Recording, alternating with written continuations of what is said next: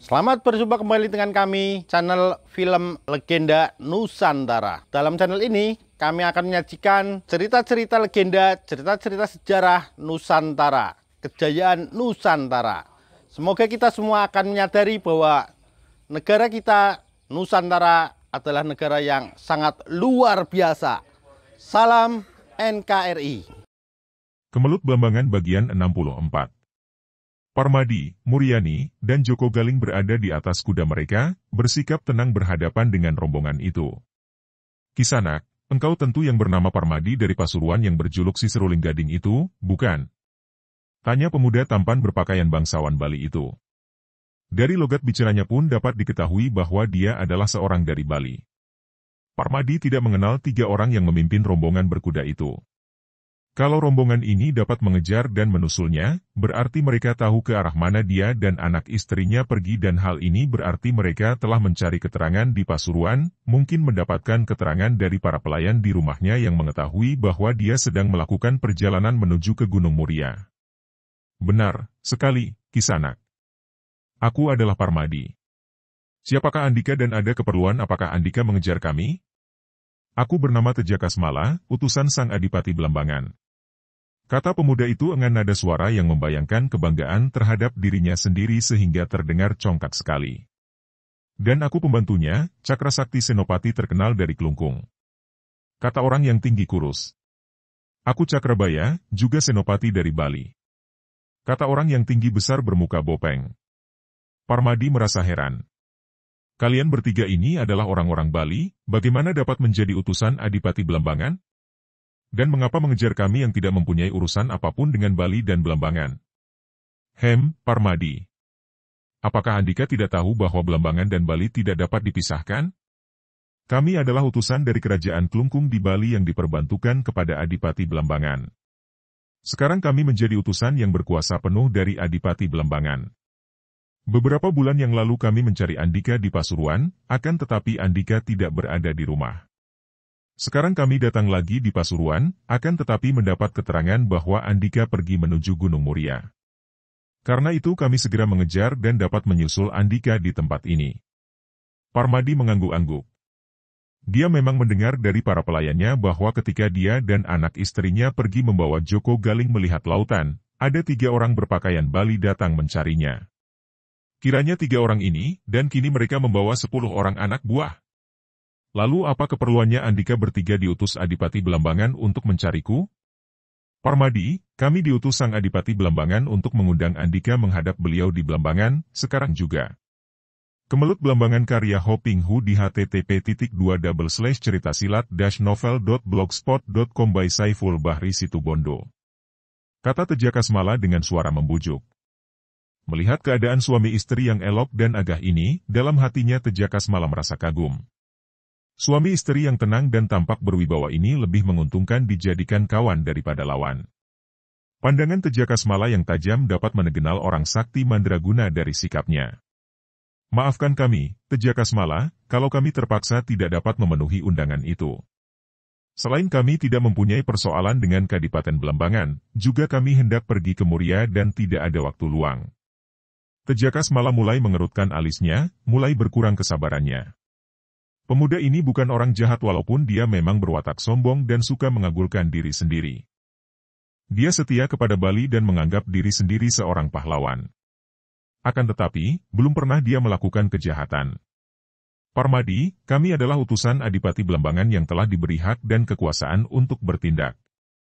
Maka, sekali lagi kutegaskan bahwa Sang Adipati Blambangan memerintahkan agar Andika sekarang juga ikut bersama kami menghadap beliau di Blambangan. Parmadi mengerutkan alisnya. Tejakasmala, aku bukan kawula Blambangan. Adipati Blambangan tidak berhak memerintahkan aku menghadapnya di Blambangan dan aku pun tidak merasa berkewajiban untuk mentaati perintahnya. Babo-babo, Parmadi. Andika menantang. Ingat, kami telah diberi kekuasaan untuk memaksamu pergi menghadap ke Blambangan. Hei, bocah lancing kepala Tejakasmala. Siapakah engkau ini, berani memaksa orang untuk mentaati kehendakmu? Kalau suamiku tidak mau, kalian mau apa? Muryani dengan marah meloncat turun dari punggung kudanya. Tejakasmala tersenyum. Biarpun usia Muryani sudah 35 tahun, namun masih tampak cantik dan luas. Dia menjawab sambil tersenyum. Maaf, kalau tidak mau, terpaksa kami akan menggunakan kekerasan karena perintahnya, Parmadi harus dibawa menghadap, hidup atau mati. Hidup atau mati? Jangan busuk, engkaulah yang akan mati lebih dulu. Wanita itu dengan gerakan cepat sejaki tekah menerjang ke depan dan kedua tangannya memukul. Hawa panas sekali menyambar ke arah Tejakasmala. Hiat! Itulah aji pukulan Bromolatu yang mengandung tenaga sakti yang amat panas. Tejakasmala terkejut juga menghadapi serangan yang dahsyat itu. Tubuhnya mencelat ke atas untuk menghindar dari hawa pukulan yang menyambar itu. Terdengar kuda yang ditunggangi Tejakasmala meringkik keras yang roboh dengan kepala pecah dan tewas seketika. Diajeng. Parmadi hendak mencegah namun sudah tidak keburu. Dia pun segera melompat turun dan berkata kepada Joko Galing. Engkau tunggu di bawah pohon sana. Joko Galing tidak takut melihat betapa ayah ibunya dihadapi 13 orang itu.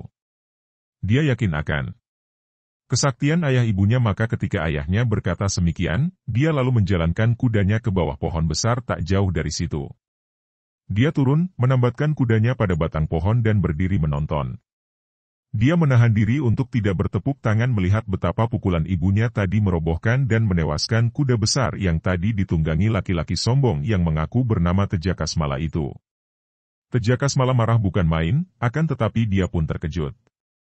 Dia memang sudah mendengar keterangan dari Belambangan bahwa selain Parmadi itu sakti mandraguna, juga istrinya memiliki kesaktian.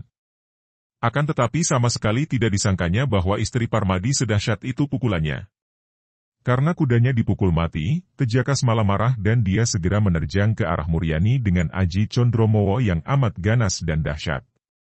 Kedua telapak tangan pemuda itu menjadi merah membara dan hawa panas terasa sampai jauh. Hait! Dia menerjang sambil menghantamkan tangan yang dipenuhi aji Condromowo itu. Biar aku menyambutnya, kata Parmadi dan tubuhnya sudah berkelebat ke depan istrinya, lalu dia menggerakkan tangan menyambut pukulan tangan membara itu dengan aji Surya Hasta. Wood! Wes! Pukulan panas tangan Tejakasmala itu seolah bara api bertemu air dingin. Uap dan asap mengepul ketika dua tangan itu bertemu dan kedua orang itu terdorong ke belakang sampai beberapa langkah. Keduanya terkejut akan tetapi Parmadi memandang heran.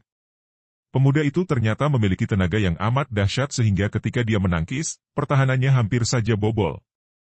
Dia bersikap hati-hati sekali dan lebih banyak menghindarkan diri mengandalkan keringanan tubuh dan gerakannya yang membuat tubuhnya seperti bayangan yang sukar diserang. Tejakasmala yang merasa penasaran menyerang terus. Dia sudah mengambil keputusan untuk membunuh suami istri yang amat berbahaya bagi Belambangan itu. Juga ini sesuai dengan rencana yang sudah diatur oleh Bagawan Kalasrenggi atas nama Adipati Santaguna Alit dan para pimpinan persekutuan yang terdiri dari Belambangan, Klungkung Bali, orang-orang Madura yang memusuhi Mataram di luar tahunya Pangeran Cakraningrat yang oleh Sulan Agung telah diangkat menjadi penguasa di Madura. Selain itu, juga terdapat pula wakil Kumpeni Belanda. Mereka sudah sepakat untuk membunuh Parmadi dan istrinya yang sakti itu. Tugasnya adalah membujuk Parmadi untuk menyerah kepada Belambangan. Kalau suami istri itu tidak mau menyerah, mereka harus dibunuh karena kelak mereka akan menjadi penghalang besar bagi Belambangan yang ingin menyerbu Pasuruan sebagai langkah pertama untuk menyerang Mataram. Terjadilah pertandingan yang amat seru dan menarik antara Parmadi dan Tejakasmala. Keduanya adalah orang-orang yang memiliki kesaktian yang hebat. Tejakasmala adalah murid terkasih dari Bagawan Eka Brata, seorang pertapa yang sakti mandraguna di Gunung Agung, Bali. Akan tetapi sekali ini dia bertemu dengan Parmadi, murid terkasih mendiang Ki Tejowening yang juga seorang pertapa yang sakti mandraguna. Gerakan kedua orang yang saling serang ini mendatangkan hawa pukulan yang menyambar-nyambar sehingga mengguncang ranting dan daun-daun pohon, bahkan orang lain dapat merasakan getaran yang melanda tanah di sekitar tempat pertempuran itu.